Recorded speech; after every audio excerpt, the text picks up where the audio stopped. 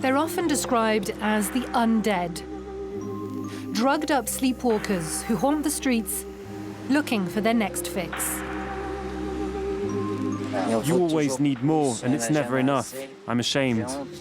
On the outskirts of Paris, in the capital's northeast, trafficking is around-the-clock business, much to the despair of local residents.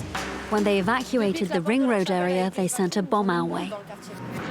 A simple walk around the block gives a clear sense of the situation. All the people near that wall lying down, all of them are drug addicts. The neighborhood has become so dirty. I've never seen anything like it, ever. These are new people and they're really aggressive, and more arrive every day. Our kids are scared. Here's a sample of the footage they capture on a regular basis at the foot of their buildings. Fights breaking out between addicts. Some even force their way inside, while others break into cars. So this is pretty typical. They steal a car and then bring it here and sleep in it. And they do that to our cars too. One morning, my mum came down and found addicts sleeping inside her car. My kid's car seat had gone. At the end of their tether, some residents have been known to cross the line and take matters into their own hands, setting fire to vehicles that have become a rallying point for addicts in the hopes of scaring them off. The issue of crack cocaine isn't new to Paris, but until a year ago it was all but hidden away. Most of these addicts were gathered here, between the city's northern ring road and the motorway, an area that had been coined Crack Hill. The camp was dismantled in December 2019, and a high fence now keeps people out. Meanwhile, the trafficking continues, moving from one spot to another in the wake of each new police operation, but always sticking to two northern districts that include the Bordeaux-Bervilliers area.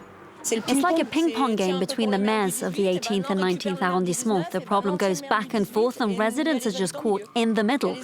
And we're exhausted by it. And the effects are palpable. This shop owner has lost half his customers. I don't even know how to describe them. The first thing I do when I arrive in the morning is put on a mask and pick up their feces. And then there's the screaming, pestering people, and just making a nuisance of themselves. At night, their numbers swell further. Up to a few hundred addicts gather along a 2-kilometre stretch of northeastern Paris. When I get up, I just come here.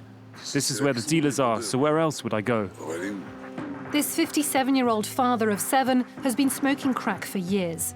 He lost his family to the lures of this cheap cocaine derivative and returns here every night. 2, 3 times, and that was it. I was hooked. Look at me now. Crack drains you. The hardest thing is when it's finished, when you run out. That's when people describe it as anguish. Is that why it's so hard to stop? It's hard to leave here when you run out of money. You look for cash, and you don't want to leave. His addiction first led him to Crack Hill and then to all the little encampments that sprung up. For him and his friend, the evacuation of the hill meant losing all their bearings. We had doctors who'd come and see us, volunteers who'd show up and examine us and treat us if necessary. And now? Now everyone's scattered. It's complicated. We can't hide anymore. We have to take our fix out in the open. Yeah, it's embarrassing. And that's exactly what the police were aiming for, to disorganize trafficking and disperse both dealers and addicts. These officers have made 230 arrests and confiscated over 2,000 crack cakes over the last year. Have you already been taken in by a rehabilitation centre? Yes, I wanted to get better. I got an appointment with the doctor. Then here's your opportunity. You call this a life? So, there you go. 1 crack cake and a pipe. And as you can see, we're talking about a tiny quantity, so it's not always easy for us to find. According to this police chief, trafficking certainly hasn't diminished, but at least it hasn't grown further. Isn't it a problem for local residents now they're scattered around? You didn't think it was a problem to have 100 people on Crack Hill, living under a ring road, surrounded by rats? Does this mean the residents of Paris's northeast want us to re-establish Crack Hill? Yes, it's more visible now, that's true, but so are our police operations and arrests. And it makes it possible for our officers to make an arrest and catch suspects red-handed.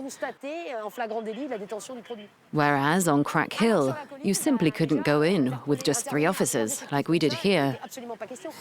For police forces, the solution can't depend solely on them.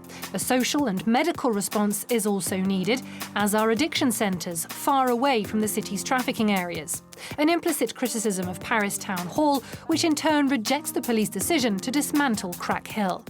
Evacuating the hill at that stage basically destroyed the work we'd been doing there, and it's the same story all over again. It's very hard to re-establish contact with the people we'd been helping on the hill, and now they're scattered. €9 million have been invested into an anti-crack plan, but its implementation has been delayed by the COVID crisis. A new addiction facility is set to open in the coming months, but once again in the city's north.